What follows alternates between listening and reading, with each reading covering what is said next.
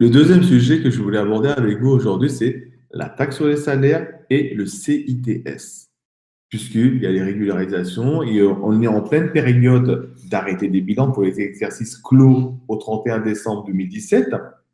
Donc, c'est la période. Pour les autres, ça a déjà commencé. Donc, ce qui est fondamental par rapport à ça. Moi, je voulais vous parler de la taxe sur les salaires. La taxe sur les salaires est due par les employeurs en 2017. Ça sera la même chose en 2018 aussi, qui ne sont pas assujettis à la TVA.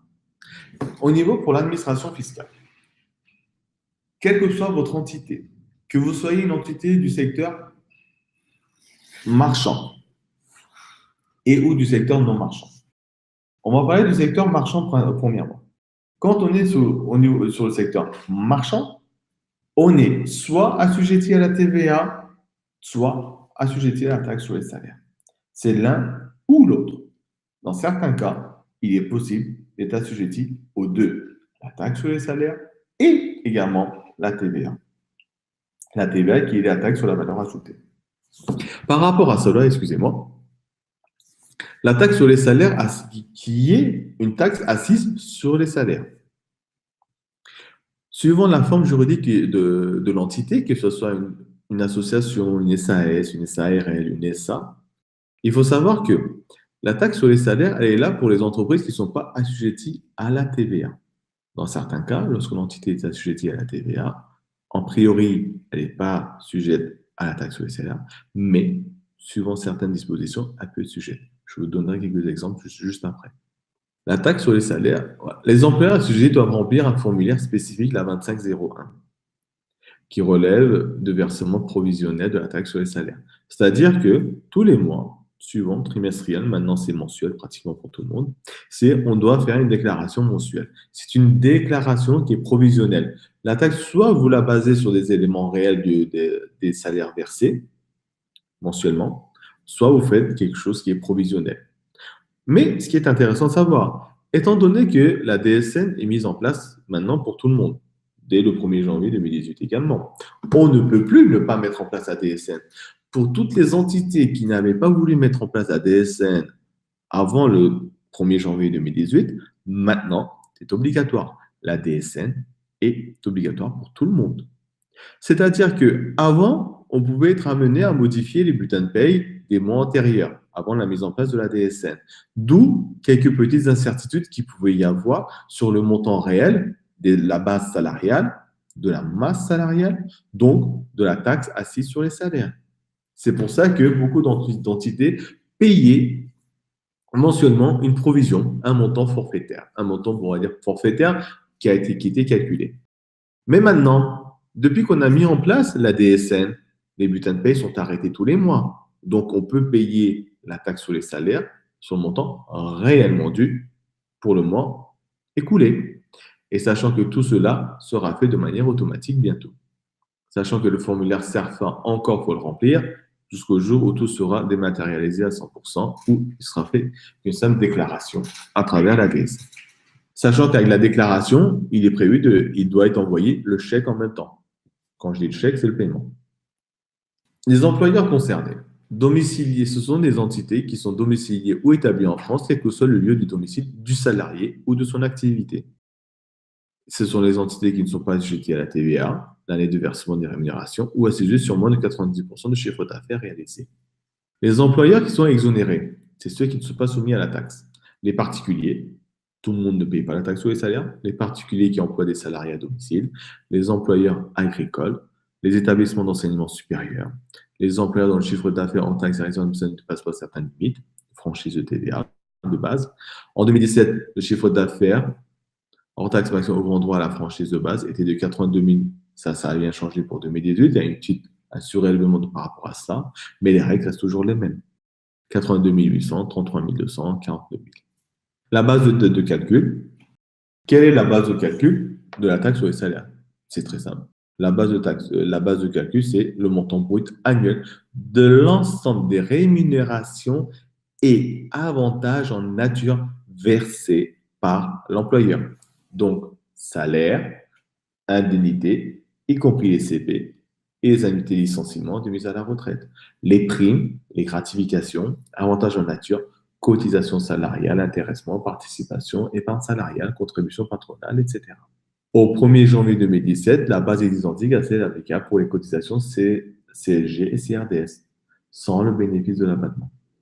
Ce qu'il faut savoir, c'est que la base de calcul de la taxe sur les salaires est la même que celle de la CSG, sans l'abattement, c'est-à-dire sur l'ensemble des rémunérations versées. Cependant, je tiens à donner quelques précisions.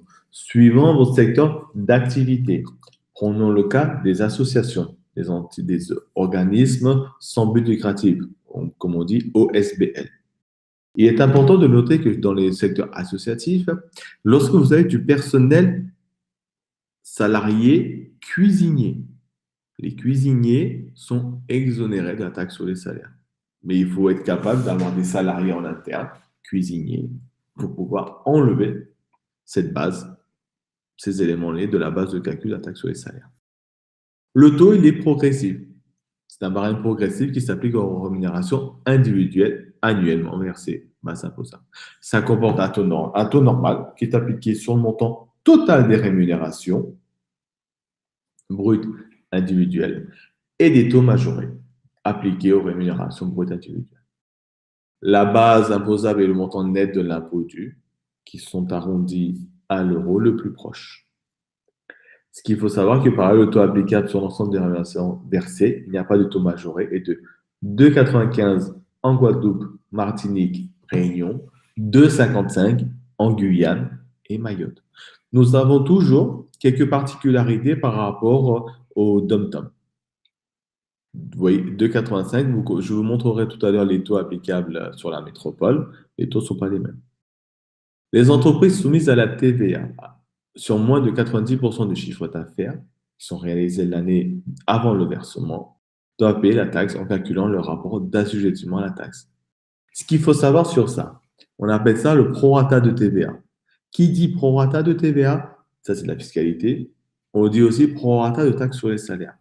Si vous avez, dans le cas où plusieurs activités, si vous êtes capable de bien sectoriser les deux activités, c'est-à-dire que ce qui est assujetti à la TVA et ce qui n'est pas assujetti à la TVA, si c'est bien dans deux secteurs bien distincts, ça ne pose pas de problème. Dans le cas contraire, vous devez appliquer cette règle de prorata de TVA, prorata taxe sur les salaires, afin de déterminer quel est le pourcentage de déduction de la TVA. Et appliquer le même taux pour pouvoir déterminer le pourcentage qui est assujetti à la taxe sur les salaires.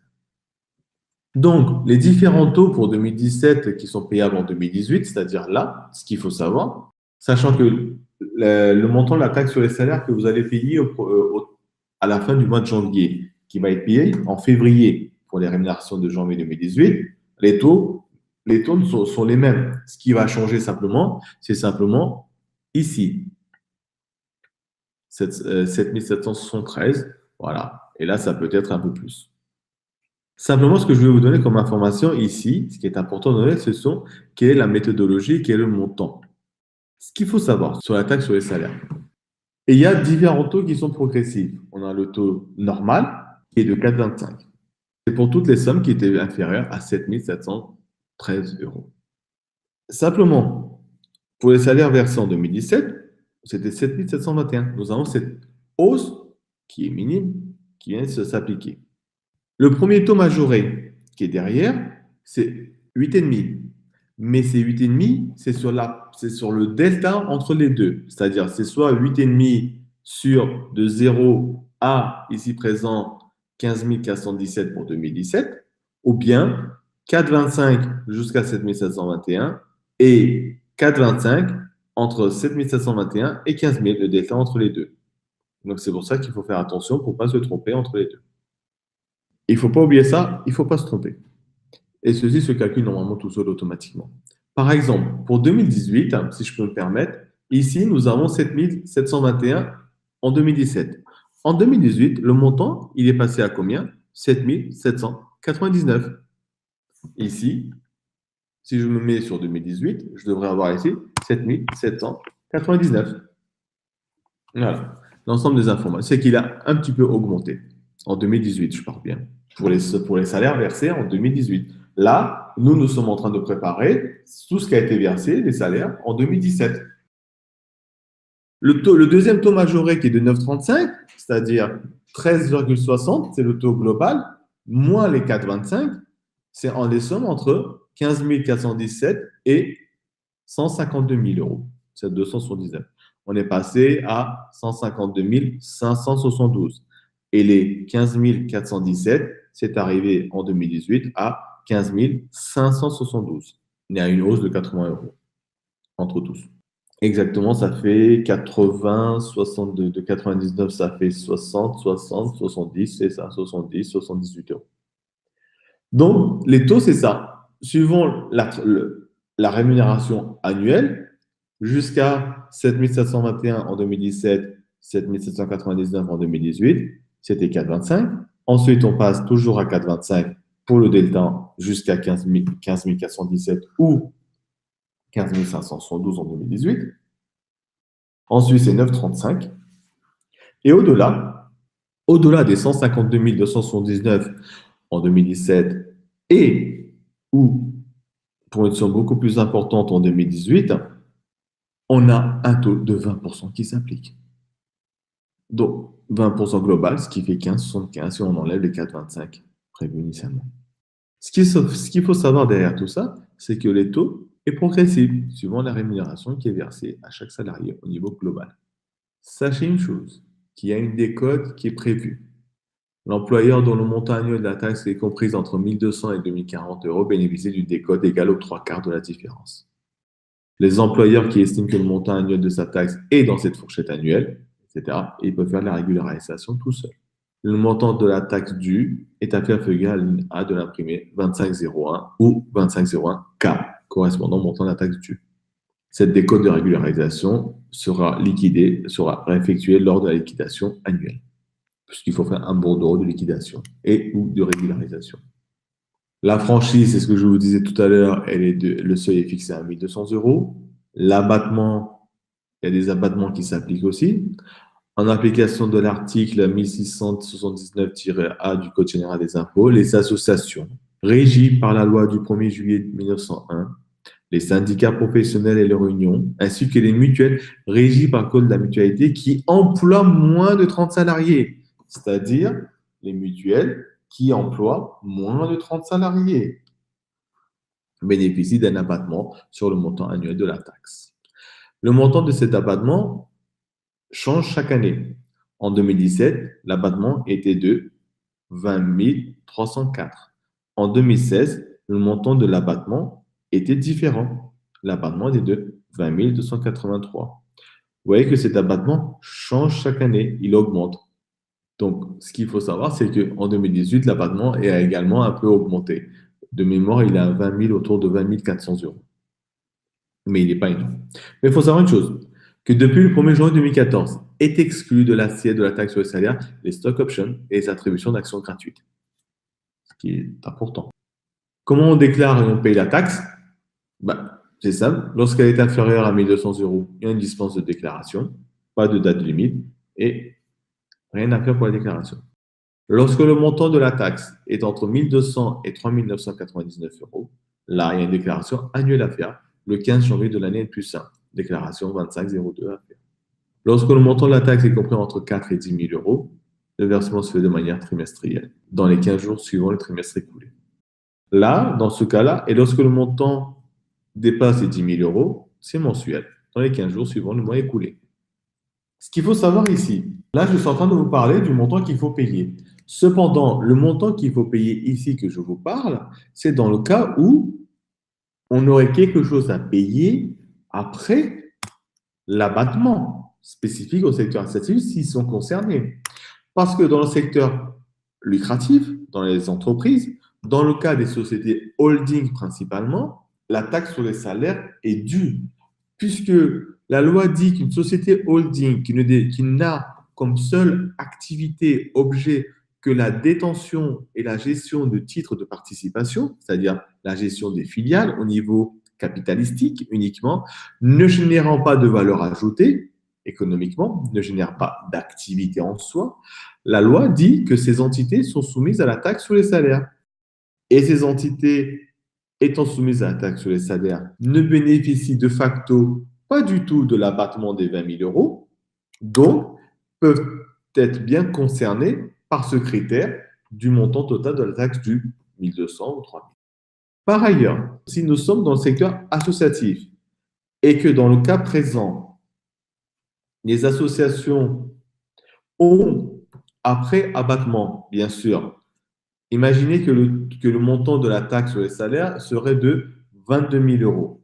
22 000 euros moins les 20 400 euros d'abattement, ce qui fait 1600 euros, on se retrouverait dans ce cadre-là, ici, dans la colonne 2. Donc, c'est une déclaration annuelle qu'il faudrait faire par rapport à cela, afin de répondre à la demande. Et dans le cas où on serait amené à payer, on va dire, 28 000 euros, 28 moins 20, ce qui fait qu'on aurait un abattement par rapport à ça. Donc, on se retrouverait dans cette colonne-là ou bien dans cette colonne-là. Voilà, ça, je voulais vous donner cette information parce que c'est important. Il ne faut pas paniquer par rapport à ça. Ensuite, les réclamations. Les réclamations relatives aux impôts, autres que les impôts directs locaux et taxes annexes de ces impôts, doivent être présentées à l'administration au plus tard le 31 décembre de la deuxième année suivant la déclaration. Donc, par rapport à ça, ce qu'il ne faut pas oublier aussi, c'est des données importantes pour dire que où est-ce qu'on va aller et à qui on paye la taxe sur les salaires? À l'administration fiscale. Donc, la mise en recouvrement du rôle et de la notification d'un avis de mise en recouvrement, le versement de l'impôt qui peut être contesté. Attention. Nouveauté apportée par la loi de finances pour 2016, selon l'article 15 de cette même loi, les mutuelles qui, entre le 1er janvier 2015 et le 31 décembre 2018, ce qui nous concerne, constatant un dépassement du seuil de 30 personnes, conservent le bénéfice des dispositions qui sont prévues pour la détermination de la taxe sur les salaires dus au titre de l'année de franchissement de ce seuil. Donc, c'est pour ça que le nombre de salariés est fondamental, suivant dans quel secteur on est. Je vous ai déjà parlé de la décote. La décote de 1200 et 2040 euros bénéficiant d'une décote égale aux 3/4. Ça, je vous en ai parlé aussi par rapport à ça. Maintenant, il nous reste encore un peu de temps. Je suis toujours dans mon programme. On va parler du CITS, Crédit d'impôt sur la taxe sur les salaires. Le CITS, c'est le pendant du CICE pour les entreprises. Le secteur non lucratif n'ayant pas pu bénéficier de certains aides, avantages que par rapport aux autres entreprises du secteur privé. C'est pour ça que le législateur a décidé de mettre en place le CITS. Le CITS, le but de ce CITS est venu pour aider le secteur non lucratif afin qu'il n'y ait pas, on va parler entre guillemets s'il vous plaît, de discrimination entre les deux secteurs pour que chaque contribuable soit égal, doit être égaux devant les impôts. À cette fin, qu'est-ce qui a été mis en place? Donc, qu'est-ce qui a été mis en place? Ben, c'est simple. Ce que je peux dire, c'est que comment on a été mis en place aussi, c'est une circulaire qui a été mise en place et qui a été publiée le 4 mai 2017. Le circulaire, donc je répète, publié le 4 mai 2017. Et c'est dans l'article 88 de la loi de finances pour 2017 qui a instauré ce nouveau dispositif. Qui est concerné par le CITS? Selon l'article 231 alinéa 1 du Code général des impôts, ce crédit d'impôt s'adresse aux employeurs redevables de la taxe sur les salaires, mentionné à l'article 1679. Donc, on se réfère toujours par rapport à cet article, qui est assujetti à la taxe sur les salaires, donc ils ont droit au CICE. Sachez, n'oubliez pas, donc on se demandait pourquoi les entreprises du secteur marchand auraient droit au CICE, alors que les entreprises du secteur non marchand, les entités du secteur non marchand n'auraient pas droit à l'équivalent du CICE, tout le CITS. Le crédit d'impôt est déterminé au titre des rémunérations comprises dans l'assiette de la taxe sur les salaires. C'est exactement la même base qui sert de référence pour la taxe sur les salaires et le calcul du crédit d'impôt du CITS. Simplement, l'éligibilité au CITS est toutefois limitée aux assiettes de la taxe sur les salaires, qui n'excèdent pas 2,5 fois le SMIC, calculé pour une année pleine sur la base d'une année légale de travail augmentée. Ça veut dire quoi? Ça veut dire que si vous avez une rémunération qui est supérieure à 2,5 fois le SMIC, sur cette partie-là qui est supérieure, vous n'avez pas le droit au CITS. Donc, dans les calculs, ce qu'il faut faire, il faut prendre les rémunérations annuelles, vérifier que ceci est supérieur ou pas supérieur à 2,5 fois le SMIC, Dans le cas où ceci serait supérieur, il faudrait le plafonner afin de calculer le montant qu'a droit l'entreprise du CITS. Et sachant que pour les salariés qui sont à temps plein et qui ne sont pas employés sur toute l'année, le salaire minimum de croissance pris en compte est celui qui correspond à la durée de travail prévue au contrat au titre de la période à laquelle ils sont présents dans l'organisme concerné. Maintenant, la question fondamentale, quel est le montant du CITS? Le montant du CITS est de 4%. 4% de la base, identique à celle de la taxe sur les salaires, mais plafonnée aux rémunérations versées jusqu'à 2,5 fois le SMIC. Ça veut dire quoi? Ça veut dire que d'un côté, les entités disposent d'une décote, d'un abattement, et que maintenant se rajoute cette décote et cet abattement se calculent sur l'ensemble de la rémunération assujettée à la taxe sur les salaires, et que de l'autre côté, nous avons le CITS qui, elle, est basé sur une masse salariale qui est plafonnée d'un point de vue individuel à 2,5 fois le SMIC. Donc, est-ce que l'ensemble des allègements que peut bénéficier une entité, est-ce que sont cumulatives ou pas? Ou est-ce qu'elles sont restrictives? La loi a répondu à cela aussi. Qu'est-ce qu'a dit la loi? La loi a dit, vous ne pouvez pas bénéficier de l'ensemble des allègements et des crédits d'impôt. C'est-à-dire quoi? Si vous avez, prenons le cas, vous avez une base taxe sur les salaires qui est de 18 000 euros. On va y appliquer un abattement des 20 000 euros. Donc, 18 000 euros à payer moins les 20 000 euros d'abattement, ce qui nous donne un montant de moins de 1 000 euros. Donc, 0 euros de taxe sur les salaires à payer. La loi a dit, vous n'avez pas de CITS. Vous n'aurez pas de crédit d'impôt sur la taxe sur les salaires. Si vous aviez, on va aller jusqu'au bout, une taxe sur les salaires qui est supérieure à 20 000 euros à payer avant abattement, vous avez par exemple 30 000 euros de taxe sur les salaires à payer. 30 000 euros moins 20 000 euros, ce qui vous fait 10 000 euros de taxe sur les salaires à payer. Dans ce cas présent, vous avez le droit de calculer le montant du CITS. Maintenant, le CITS que vous aurez trouvé ne doit pas vous donner un avantage supplémentaire par rapport à l'abattement. C'est-à-dire qu'il faudra faire l'un et ou l'autre. C'est-à-dire qu'il faut additionner les deux. Dans ce cas présent, vous allez avoir le delta entre les deux qui va avoir droit au crédit d'impôt lié au CITS. Le crédit d'impôt est imputé sur la taxe sur les salaires dus par le contribuable au titre de l'année au cours de laquelle les rémunérations prises en compte pour le calcul du crédit ont été versées. L'excédent du crédit d'impôt constitue au profit du contrôleur une créance sur l'État. C'est-à-dire quoi? Si j'ai un excédent de crédit d'impôt, l'État me doit de l'argent. On arrive au même schéma que le CICE, c'est-à-dire dans un compte 649 qui peut être au crédit à un compte 44 État, créance à recevoir. On fait un petit peu de comptabilité aussi en social. Donc, l'excédent du crédit d'impôt constitue une créance sur l'État qui est égale à son compte. Cette créance est utilisée pour le paiement d'un taxe sur les salaires au titre des 3 années suivant celle au titre de laquelle elle est constatée. S'il y a lieu, la fraction non utilisée est remboursée à l'expiration de cette période.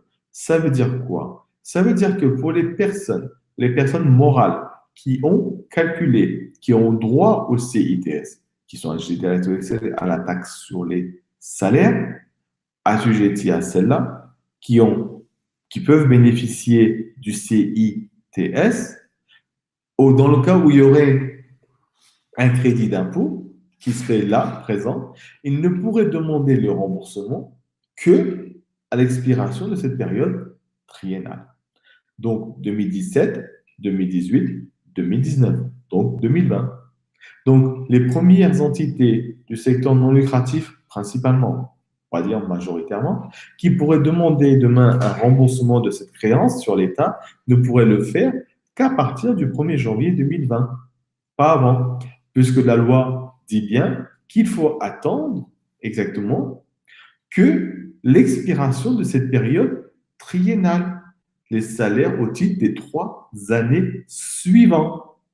Vous ne pouvez pas demander. Alors que pour le CICE, il était tout à fait possible d'avoir un remboursement ou bien de le financer, un remboursement l'année suivante, ou dans le cas contraire, de le financer à travers la BPI ou d'autres zones, la BPI principalement.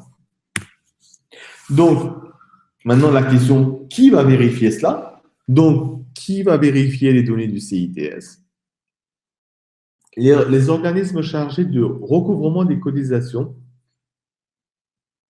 de sécurité sociale, l'URSSAF ou la MSA, sont habilités à recevoir, dans le cadre des déclarations auxquelles sont tenues les entreprises auprès d'eux, et à vérifier, dans le cas des contrôles qu'ils effectuent, les données relatives aux rémunérations donnant lieu au CITS. Ces éléments relatifs au calcul du crédit d'impôt sont transmis à l'administration fiscale. Ne sont concernés par le CITS que les employeurs qui répondent favorablement aux 2 conditions cumulatives suivantes. Employeur mentionné à l'article 1679A du Code général des impôts modifié récemment par le décret 2017-698 du 2 mai 2017, les employeurs redevables de la taxe sur les salaires. Les employeurs visés par l'article 1679-A du Code général des impôts, on a ceci, on a qui? Les associations régies par la loi du 1er juillet 1901, les fondations reconnues d'utilité publique, les centres de lutte contre le cancer mentionnés à l'article L6162-1 du Code de la santé publique, les syndicats professionnels et leurs unions visées au titre 3 du livre 1er de la 2e partie du Code du travail, les mutuelles régies par le Code de la mutualité qui emploient moins de 30 salariés. Donc, ça peut être, donc là, dans le cas présent, je tiens à vous donner cette information, les mutuelles régies par le Code de la mutualité, peut-être du livre 1 ou bien du livre 2, regardez ce qui est, je l'écris, ce plafond de l'homme de salaire ne s'applique pas aux mutuelles qui relèvent du livre 3 du Code de la mutualité. Donc, au niveau de la mutualité, ce qu'il faut savoir, c'est qu'il existe plusieurs codes, plusieurs livres, suivant s'il y a de la prévoyance ou pas de la santé par rapport à ça. Et dans certains cas, les incidents, c'est est-ce qu'il y a ou pas un commissaire aux comptes, est-ce qu'il y a 2 commissaires aux comptes ou pas. Puisque les règles de fonctionnement ne sont pas les mêmes suivant si on fait partie du livre 2 ou du livre 3 du Code de la mutualité. Les employeurs redevables de la taxe sur les salaires. En conséquence, les employeurs exonérés de la taxe sur les salaires ne sont pas éligibles au CITS.